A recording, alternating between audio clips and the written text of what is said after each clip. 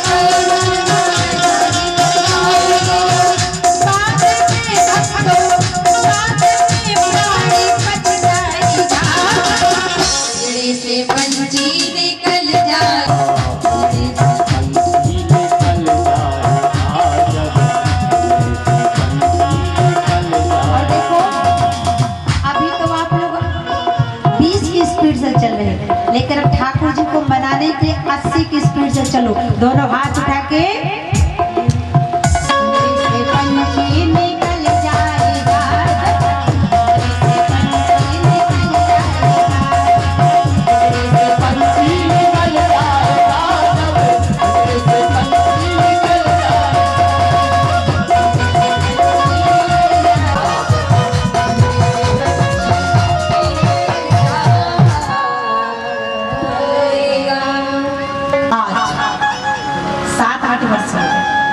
इसके पहले आए हुए थे कथा सुनाने, लेकिन हमारे दादाजी ने कहा बिटिया भैंसा खाल गांव इतना अच्छा हो गया है और इतनी भक्ति आ गई है गांव वालों के अंदर कि अब आप कथा सुनाने आओगी ना तो आपको किसी से बोलना नहीं पड़ेगा कि मेरी प्यारी माताओं, मेरी भाभियों, आप तालियों की सेवा करो, भजन गा मैं ताली बजाऊं। यहाँ की माताएं बगैर कहे तालियां बजाएंगी।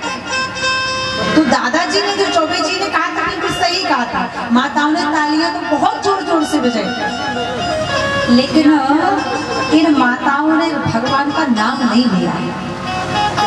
माताओं, भगवान का नाम लेने में कुछ परेशानी है? अगर बोला नहीं है तो ऐसे ऐसे लोग समझ जाएंगे परेशानी है। एक मैया कह रही, एक जगह तो कथा चलती, अभी कथा गुठली में चल रही थी एक माह पहले, तो हमने कहा सभी माताएं कहेंगी सीताराम सीताराम। एक माता जी थी ना तो वो खड़ी हो गई, बोले देवी जी हम सीताराम नहीं बोल सकते। हमने कहा क्यों नहीं बोल सकती? बोले आप कुछ और कहो बोलने के लिए हम बोल लेंगे, लेकिन सीताराम। हमने कहा सीताराम में ऐसा क्या है जो बोल नहीं सकती?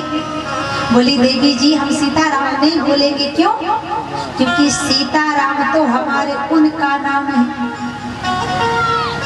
हमने कहा किनका नाम है? बोली पप्पू के पापा जी का। और भारतीय संस्कृति कहती है कि भारत की पत्नी को कभी पति का नाम लेना चाहिए कि नहीं? कभी नहीं लेना चाहिए। क्यों? क्योंकि जो स्त्री अपने पति का नाम लेती है ना, वेद कह रहा हमारा, जो स्त्री अपने पति का नाम लेती है उनके पति की आयु क्षीण हो जाती है। क्षीण का मतलब कम हो जाता है। और जो स्त्री विवाह के पश्चात, विवाह के बाद अपने केस कर्तन करवाती है, अर्थात ब्यूटी पार्लर जाके अपने बाल कटवाती हैं, उनके पति की भी आयु कम हो जाती है। और जो स्त्री, जो महिला, जो नारी विवाह के पश्चात, विवाह के बाद जितना लाल रंग का सिंदूर अपने माथे पर लगाती है तो उनके पति की आयु उतनी ही लंबी हो जाती है। लेकिन आजकल की माताएं बहनें, पति का नाम तो छोड़िए, आजकल की माताएं, यहाँ की बात नहीं भैंसा खाल की, हम तो हरिद्वार की बात कर रहे हैं। आजकल की माताएं पति का नाम तो छोड़िए, आजकल की माताएं पति को कहती है husband. What do you mean husband? Husband का मतलब है बोले हंस धर बैंड इक्वल टू फटा हुआ ढोल। तो क्या आपके पति फटा हुआ ढोल है? नहीं नहीं, इसलिए। और मैंने बिहार में एक विशेषता देखी है, हमारे उत्तराखंड में देखो, यूपी में देखो, एमपी में देखो, आपको ये परंपरा देखने को नहीं मिलेगी। लेकिन बिहार की ये बहुत अच्छी विशेषता है कि यहाँ की माताएं पति की आयु बढ़ाने के लिए यहाँ से लेकर यहाँ तक सिंदूर लगाती है। छठी मैया का जब व्रत करती है ना, ज्योतिया का व्रत करती है तो नकवा से लेकर मथवा तक सिंदूर लगाती हैं। तो इनके पतियों की आयु तो 180 वर्ष की है। बोलो जय श्री राम। लेकिन यहाँ पंडाल के अंदर वो पति का नाम नहीं है, वो किसका नाम है? भगवान का। अगर किसी माता के पति का नाम सीताराम हो, घनश्याम हो, तो संकोच मत करना, पंडाल में वो भगवान का नाम इसलिए प्रेम से लेना। बोलिए सत्य सनातन धर्म की जय। परमात्मा प्रभु श्री सीताराम जी के चरणों में प्रणाम। श्री 1008 श्री लक्ष्मी नारायण महायज्ञ भगवान के चरणों में प्रणाम। यज्ञ के यज्ञाचार भगवान जिनका नाम है लक्ष्मी से शुरू होता है, ऐसे पंडित श्री लक्ष्मी निधि मिश्रा जी, और उनके ऊपर यज्ञ भगवान की कितनी बड़ी कृपा है कि जहां जहां वो यज्ञ करवाते हैं, जहां जहां वो यज्ञाचार करके जाते हैं, तो वहां की यजमान उन्हें प्रत्येक यज्ञ में सोने की जंजीर दान करते हैं। और यहाँ पर भी कहते हैं कि उनको जंजीर दान की गई। देखो उनका नाम है लक्ष्मी निधि। लक्ष्मी अर्थात अर्थ, निधि का मतलब भी। तो ऐसे हमारे बड़े सरल स्वभाव व्यक्तित्व के धनी हमारे भैया श्री लक्ष्मी निधि मिश्रा जी यज्ञाचार्य जी, आपको व्यासपीठ से प्रणाम। यज्ञाधीश भगवान ऐसे हमारे यशस्वी संत जिनके मुखमंडल पर सदैव तेज विद्यमान रहता है। 8 साल पूर्व मैंने देखा था, तब भी वो वैसे थे, आज भी वैसे है। ऐसे हमारे प्रकांड तेजस्वी संत महंत श्री श्याम सुंदर दास जी महाराज, उनको भी व्यासपीठ से प्रणाम। एवं हमारे जिनके माध्यम से मैं चिग्राम भैंसा खाल में पुनः आई, ऐसे मेरे दादाजी के तुल्य पंडित श्री हरि नारायण चौबे जी, चौबे दादाजी, उनको भी व्यासपीठ से साधुवाद धन्यवाद प्रणाम। एवं ये पंडाल बहुत अच्छा है, मंच बहुत अच्छा है, साउंड सर्विस भी बहुत अच्छी है। लेकिन अगर आप लोग अपनी कथा श्रवण करें, लोग कहते हैं, ध्यान देना, लोग कहते हैं कि कलयुग आ गया, और कलयुग से अच्छा युग कोई नहीं। क्या बोला? त्रेता में, द्वापर में, सतयुग में जब कभी हम तपस्या करते थे, और एक बात को बोलना ही भूल गए।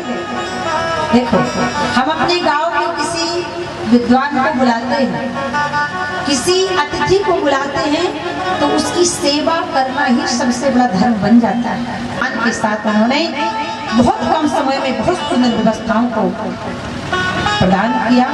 ऐसे जो होता है, ऐसे भैया उपाध्याय जी को भी बहुत बहुत आशीर्वाद, क्योंकि सज्जनों सबसे सेवक धर्म कठोरा, सेवा करना बड़ा कठिन है। और हमारे कमेटी के भैया लोग भी बहुत अच्छे हैं, समस्त कमेटी के सदस्यगण। जाकर के तुरंत पूछा कि देवी जी किसी चीज की कमी हो तो आप जरूर हमें बताइएगा। ऐसे कमेटी के भक्तों को भी ऐसे ध्यान रखना। लोग कहते हैं कलयुग आ गया, लेकिन कलयुग से अच्छा कोई युग नहीं है। द्वापर में तपस्या करनी पड़ती थी, तप करना पड़ता था, समाधि लेनी पड़ती थी, तब कहीं हमारे इस शरीर को मोक्ष मिलता था।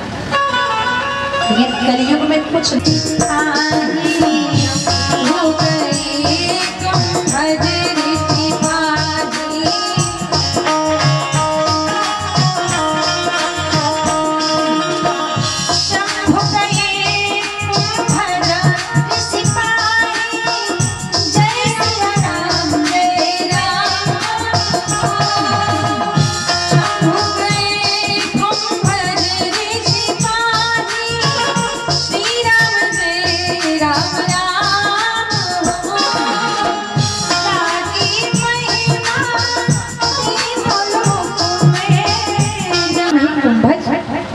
तो कुंभज इसलिए पड़ा क्योंकि उनका जन्म मिट्टी के घड़े से हुआ था, और मिट्टी के घड़े को संस्कृत में कुंभज कहते हैं, इसलिए उनका नाम कुंभज पड़ गया। और दूसरा नाम पड़ा अगस्त। तो अगस्त क्यों पड़ा? बोले एक बार समुद्र को अभिमान हो गया, पर अभिमान कभी करना नहीं चाहिए, क्योंकि अभिमान मनुष्य का भोजन नहीं, भगवान का भोजन है। समुद्र को जब अभिमान हो गया, समुद्र अभिमान में चूर चूर हो गया, तब अगस्त नाम के ब्राह्मण गए और कहने लगे, हे समुद्र देवता, आप बहुत बड़े हो, तो क्या मैं आपके समुद्र से 3 अंजलि जल ले सकता हूँ?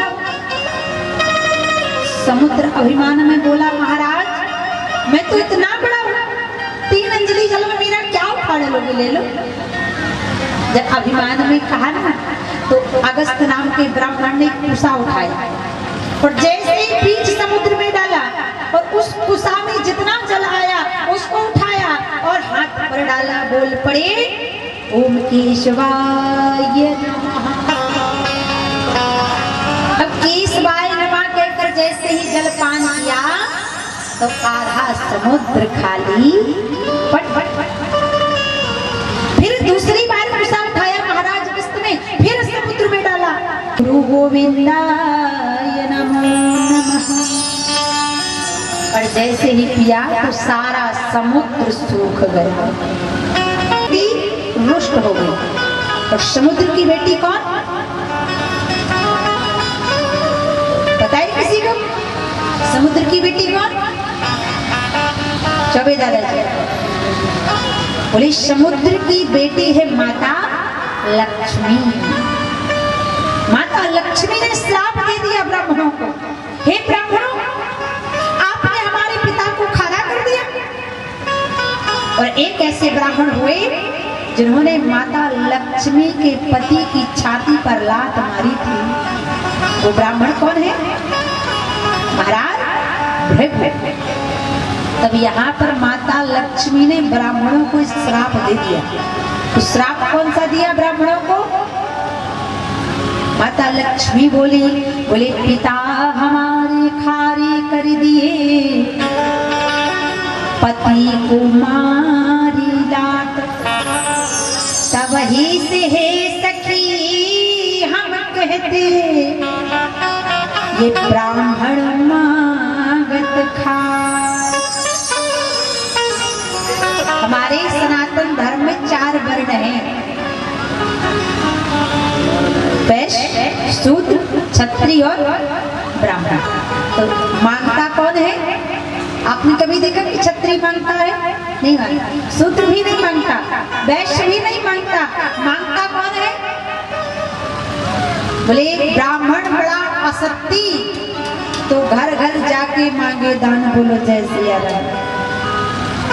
श्राप दे दिया, जाओ ब्राह्मणों, हमारे पिता को आपने खारा कर दिया, समुद्र देवता को, पति नारायण की छाती पर लात मार दी, इसलिए जाओ, हमेशा तुम मांग कर ही खाओगे। माता लक्ष्मी ने सोचा ब्राह्मणों को मैंने श्राप दे दिया, तो ब्राह्मण है पृथ्वी का देवता, जानते हैं?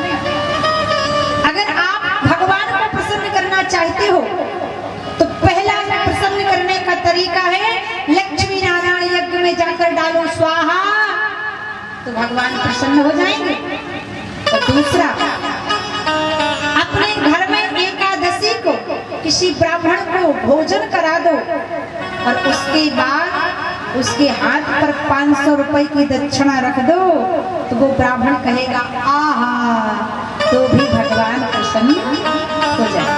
कहा हे ब्राह्मणों, अब जाओ, मैं तुम्हें आशीर्वाद देती हूँ। जब कहीं कथा होगी, यज्ञ होगा, और जो तुम ब्राह्मणों को दान करेगा उसका सदा सदा के लिए कल्याण भी हो जाएगा।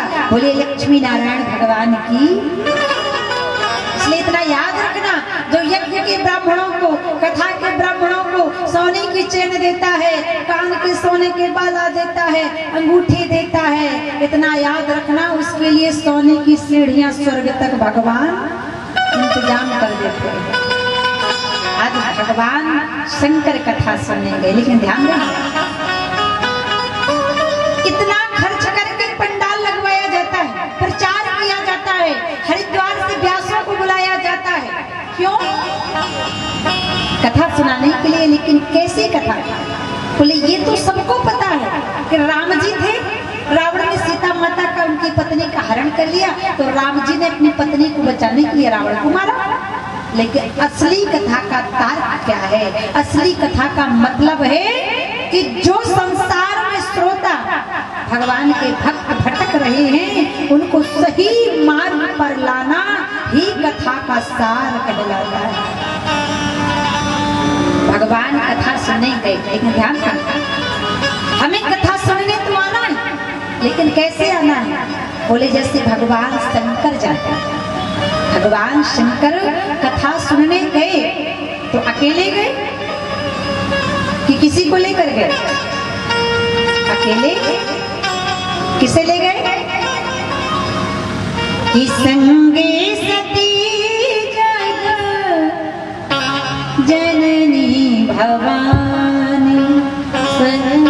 भगवान आज अपनी पत्नी को लेकर, अच्छा ईमानदारी से बताना, यहाँ पर कितने लोग हैं जो अपनी पत्नियों को लेकर आए? जरा हाथ उठाकर बताइए। ऐसा नहीं कि पार्वती जी तो बैठी है, भोलेनाथ का पता ही नहीं कहाँ चुनरी लगाए। बोलो जैसे, तो ऐसा भी कथा राम की हमें सुनना बस नहीं है, कथा हमें भगवान की जीवन में भी उतारना है। अगर भगवान शंकर कथा सुनने गए राम जी की, तो अकेले नहीं गए, पत्नी को लेकर गए। तो आप आज तो ठीक है, चल जाए, कल से अगर आप कथा सुनने आओ, अगर भगवान की कृपा से, एक तो लड़कियों का इतना दर कम हो गया है, सबको बेटा चाहिए, तो शादी भी नहीं हो पा रही।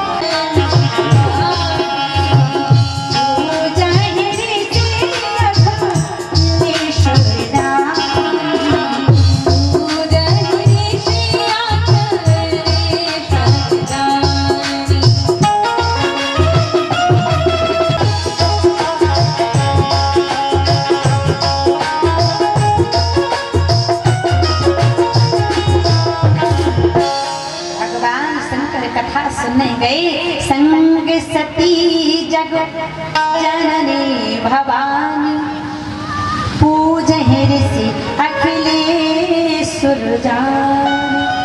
भगवान अपनी पत्नी को लेकर, अब जब भगवान अपनी पत्नी को लेकर गए ना तो ध्यान देना, यज्ञशाला कितनी सुंदर बनी हुई। ये भैंसा खाल गांव कितना अच्छा है, चारों तरफ सती माता देख रही है और सती जी का मन कथा में नहीं लग गया। भगवान शंकर का तो मन लग गया और कहते हैं कथा में तन हो या ना हो, लेकिन कथा में भक्तों मन जरूर होना चाहिए। अगर मन नहीं होगा तो आपका तन किसी काम का। एक बार कथा चल रही थी, प्रतिदिन एक माता जी आती थी, उनका नियम था वो लड्डू गोपाल को 500 रुपए चढ़ाती थी। अब जिस दिन कथा विश्राम होनी थी उस दिन वो आई और उन्होंने लड्डू गोपाल को प्रणाम भी नहीं किया और चुपचाप बैठ गए। हमने कहा माता जी प्रतिदिन तो आप मुस्कुराती थी, दक्षिणा भी चढ़ाती थी, आज क्या हुआ? क्या आज आपने अपने घर का दरवाजा नहीं लगाया? माता जी बोली देवी जी दरवाजा तो लगाया। हमने कहा तो दरवाजे में ताला लगाया कि नहीं लगाया? बोली ताला भी लगा दिया। हमने कहा तो चाबी लेकर आई कि भूल गई? बोली चाबी भी लेकर आई हूँ। मैंने कहा तो फिर क्यों उदास है, क्या परेशानी है, प्रसन्न क्यों नहीं है? माता जी कहने लगी देवी जी आज मैंने दरवाजा तो लगाया, उसमें ताला भी लगाया, चाबी भी लेकर आ गई, लेकिन आज मैं उस ताले को हिलाना भूल गई। तो दिमाग कहाँ है? दिमाग ताले में, वो बैठे पंडाल में है, तो ऐसा पंडाल में बैठने का कोई मतलब नहीं है। पंडाल में तन से भी बैठो और तन से ज्यादा मन से बैठो। क्यों? क्योंकि कहते हैं कि मन के मंदिर में प्रभु को बिठाना, मन के मंदिर में प्रभु को बिठाना, बात हर एक के बस की नहीं है।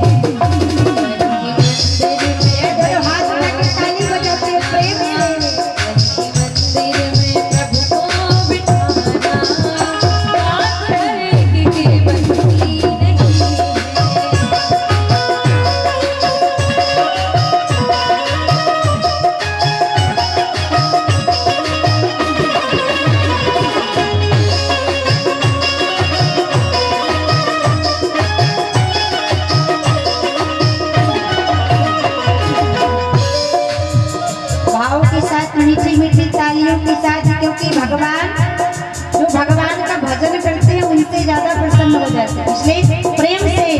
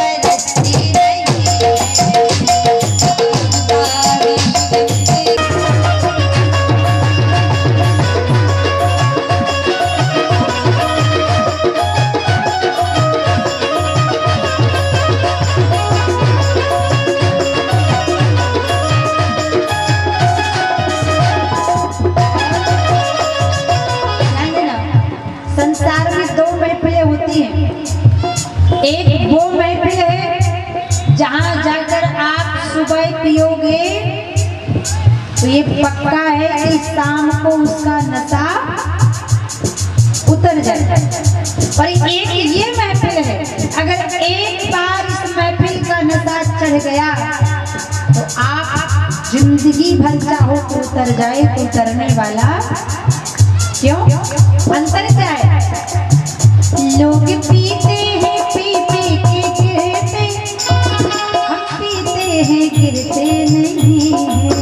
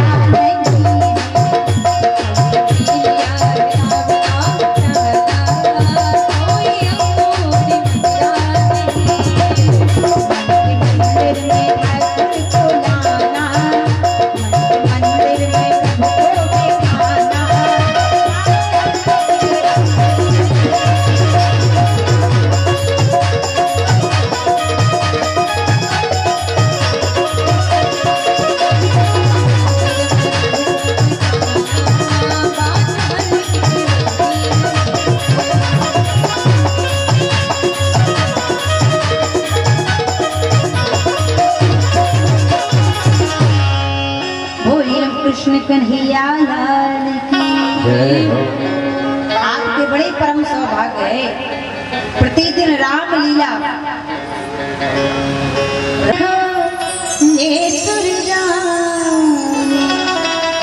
संग सती जग जननी भगवान। बोले जब सती जी कथा सुनने जा रहे थे तो लिखा जगत की जननी आदि शक्ति माता सती कथा सुनने जा रहा। लेकिन आज अंतर क्या है कथा सुनने में और ना सुनने में? सती जी ने कथा ध्यान से नहीं सुनी, शंकर भगवान का मन लग गया, समाधि लग गई। अब सती जी ने सोचा ये कैसा वक्ता है, अभी अभी मेरे पति के चरणों को धोकर पी रहा था और यही ऊंचे से आसन पर बैठकर कथा सुना। देखो, वक्ता का आसन ऊंचा बनाया जाता है और श्रोता का आसन नीचे। क्यों? बराबरी भी हो सकती है लेकिन नहीं, क्योंकि वक्ता होता है पिलाने वाला और श्रोता होता है पीने वाला।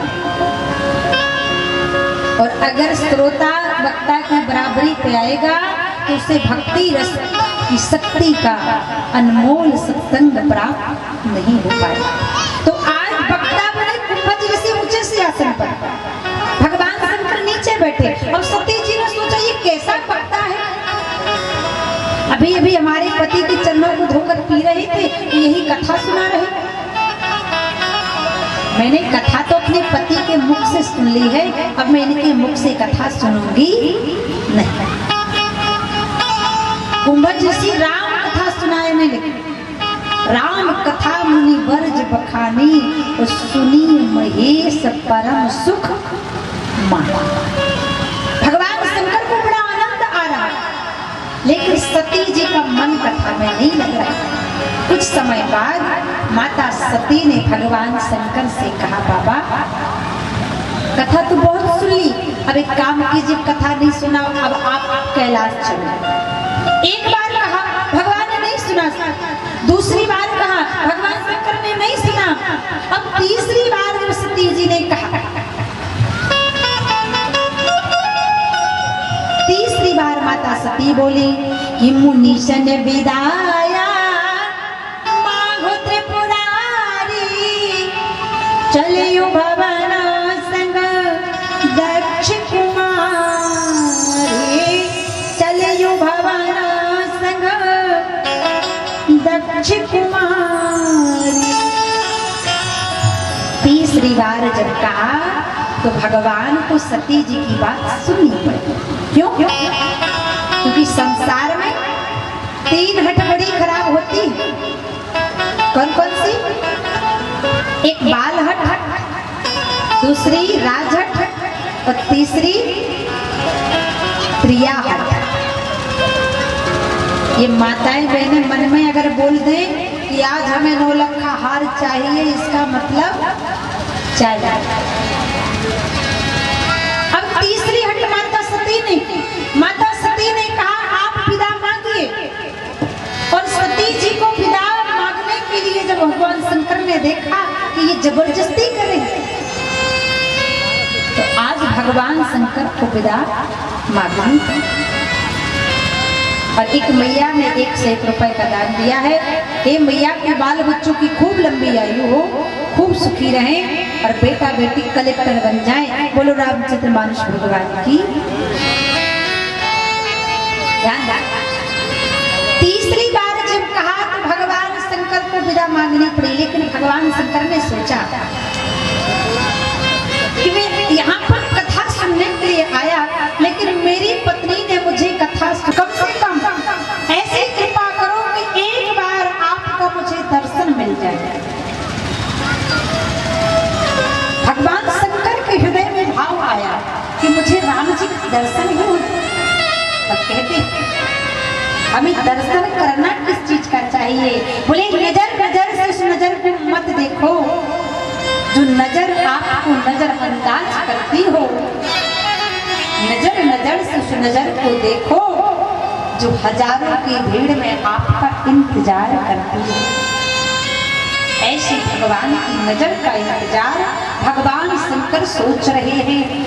हे प्रभु राम, मेरी पत्नी ने मुझे कथा सुनने नहीं दी आपकी, एक बार मुझे आपका दर्शन हो जाए, मेरा जीवन धन्य हो जाए। उसी वक्त भगवान श्री राम ने अपनी लीला का प्रदर्शन करना प्रारंभ कर दिया। ध्यान देना, जो लीला होती है, लीला असली होती है कि नकली? फेल हो जाए।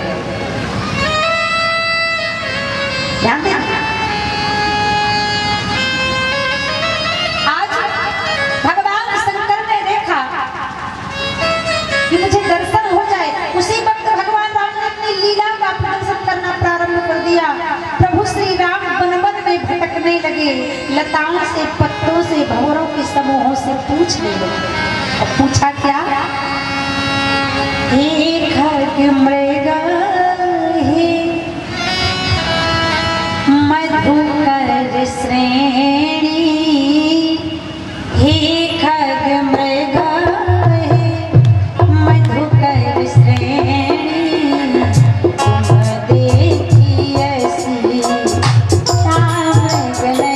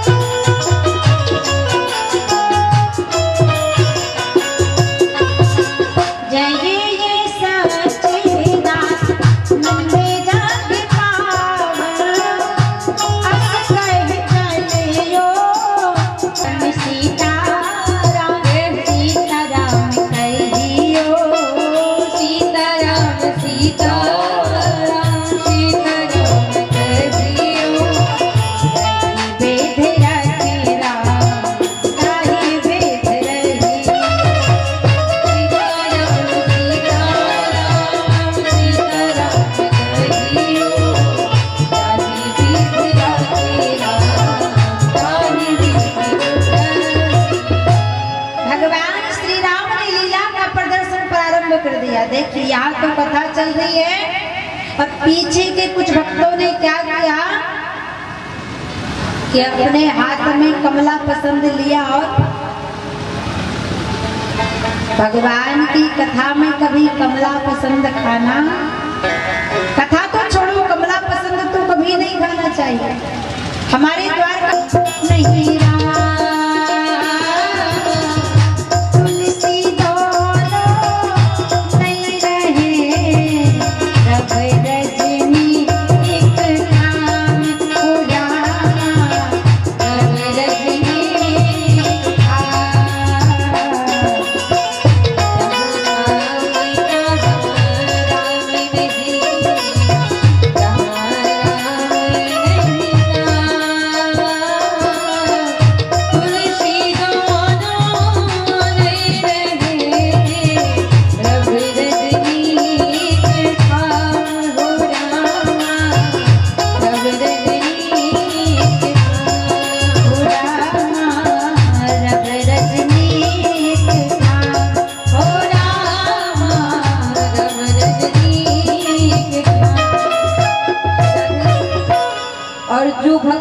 प्रसाद पाना चाहते हैं, रात्रि का प्रसाद जो भी पाना चाहते हैं, तो भंडारा चालू है, भंडारे की सुविधा उपलब्ध है। तो जो भी भक्त प्रसाद पाना चाहते हो तो आप भंडारे में जाकर प्रसाद ग्रहण कर सकते हैं।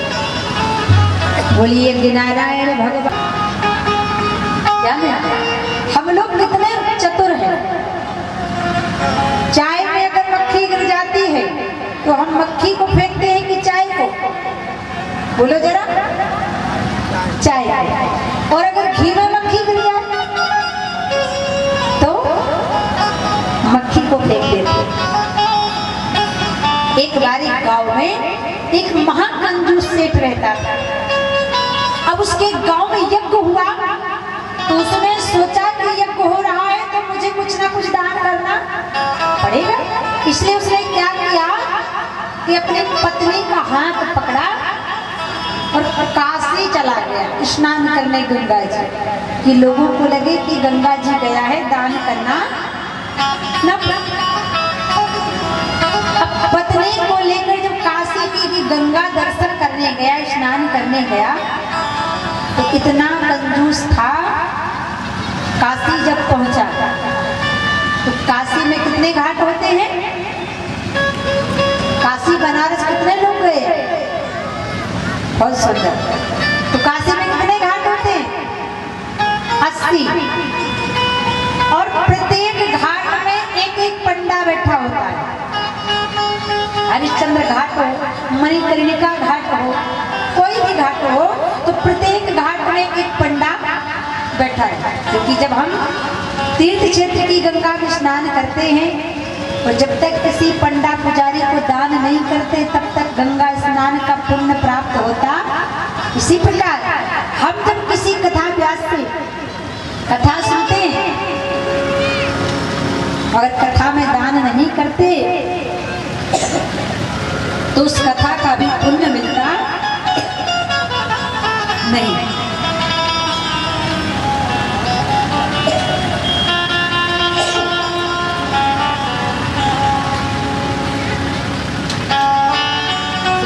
शेष इन दोनों हाथ उठाकर तालियों की सेवा के साथ भगवान नाम संकीर्तन बड़े भाव के साथ सभी लोग गाएं। हे गोपाल राधे कृष्ण गोविंद गोविंद, गोपाल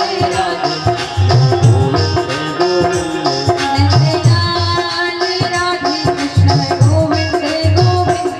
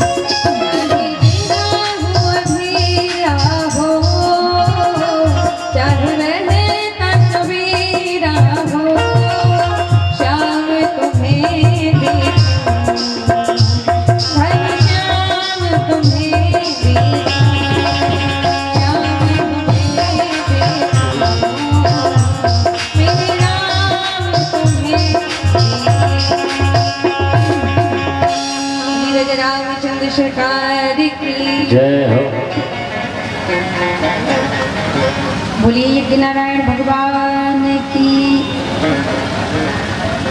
कथा सुनने के भी कई नियम होते हैं, ध्यान देना। जब आप कथा सुन जाओ, पंडाल में बैठने के पहले ठाकुर की इच्छा छोड़ने वाला नहीं। और जहाँ आप लोग बैठे हो, ये क्या है? ये लकड़ी का और कपड़े का पंडाल नहीं है। जब से यहाँ पर राम कथा प्रारंभ हो गई है ना, तब से यहाँ पर गंगा बन चुकी है। और कौन सी गंगा? राम कथा मंदाकिनी चित्रकूट चित्रचार और तुलसी शुभ स्नेह बंसी रघुवीर विहार। ये चित्रकूट की मंदाकिनी गंगा बन चुकी है। यहाँ बैठकर आप जो दान करोगे, पुण्य करोगे, अच्छा काम करोगे, तो आपके बेटा बेटी की खुशहाली के लिए हनुमान जी के रजिस्टर में नोट हो जाएगा। और अगर कुछ गलत करोगे, बैठकर किसी की बुराई करोगे, किसी को गाली दोगे, किसी से ईर्ष्या करोगे, तो भी आपको यहाँ पर वो पाप भोगना पड़ेगा। अब भगवान ने पंडा का रूप नया, दान लाओ, हमारे पास देने के लिए कुछ नहीं। भगवान समझ गए तो झूठ बोला है। भगवान ने कहा चलो कोई बात नहीं, अगर तुम्हारा बटुआ चोरी हो गया तो ये बताओ दान कितना देना है, हमारे रजिस्टर में लिखवा दो। हम 2 माह के बाद आएंगे, तुम्हारे गांव से ले जाएंगे। अब सेठ ने कहा ठीक है, तो आप दस्ती दान में लिख लो। पहले चलती थी ना दस्ती, अब दस्ती लिखवा दी। अब 2 माह बीत गया। सेठ इतना कंजूस, अगर रहने वाला था गोरखपुर का तो पता लिखवा दिया सहरसा, कि कभी ये आएंगे तो मैं मिलने वाला नहीं। अब भगवान शंकर जब 2 माह के बाद गांव गए सेठ के दान लेने के लिए, सेठ इतना कंजूस, सेठ ने देखा कि काशी का, अब मैं सेठ की अर्थी को कंधा देकर ही जाऊंगा, चलो अर्थी बनाओ। देखो कितना कंजूस है। सेठ दान ना देना पड़े, इसकी वजह से जमीन पर लेट गया।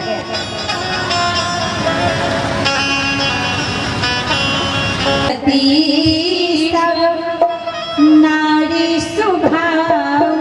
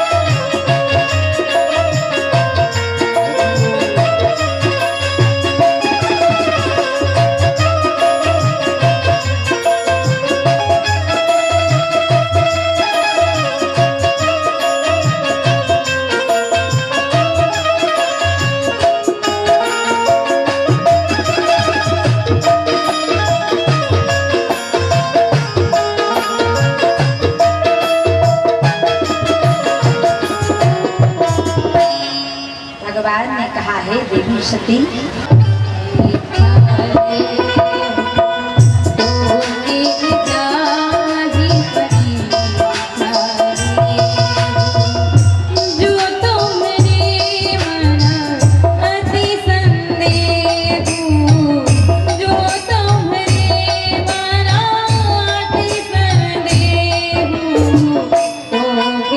जा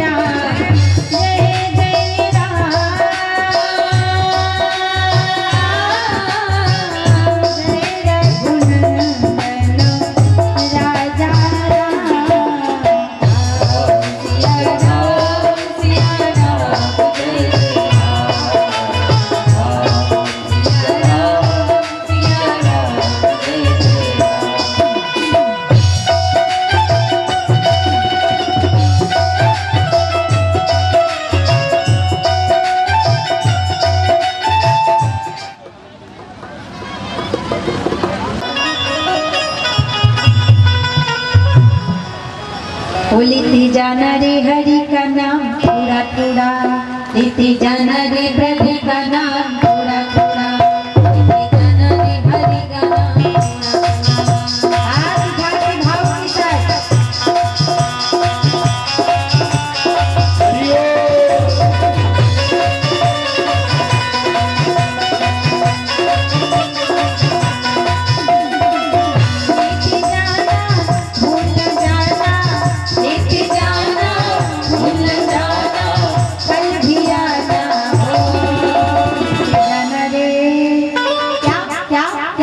लेते जाना रे प्रभु का नाम थोड़ा,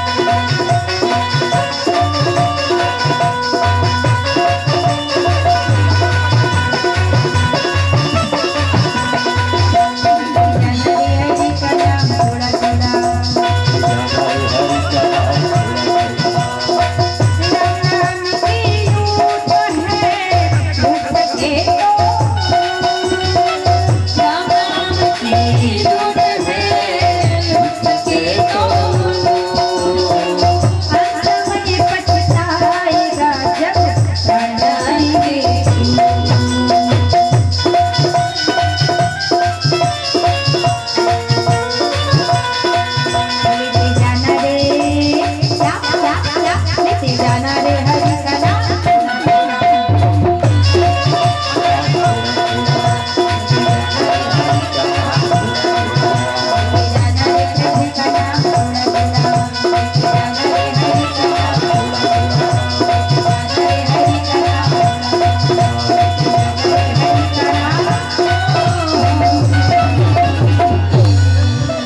श्री रामचंद्रमानस भगवान की जय हो। बोलिए यज्ञ भगवान की जय हो। यज्ञाचार्य जी भगवान की जय हो। सत्य सनातन धर्म की जय हो।